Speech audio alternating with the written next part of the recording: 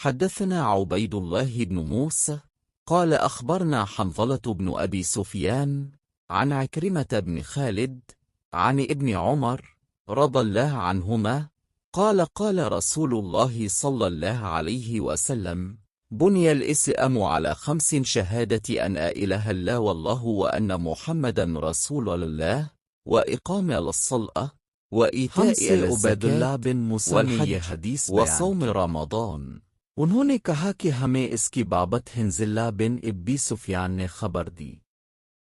उन्होंने उक्रमा बिन खालिद से रवायत की। उन्होंने हज़रत अब्दुल्ला बिन उमर रज़ी अल्लाह अन्हुमा से रवायत की कि रसूल अल्लाह सल्लल्लाहु अलैहि वसल्लम ने फरमाया, इस्लाम की बुनियाद 5 चीज़ों पर कायम की गई है। अव्वल गवाही देना कि अल्लाह के सिवा कोई माबूद नहीं और बेशक हज़रत मोहम्मद सल्लल्लाहु अलैहि वसल्लम अल्लाह के सच्चे रसूल हैं, और नमाज कायम करना और ज़िक्र अदा करना और हज करना और रमज़ान के रोज़े रखना।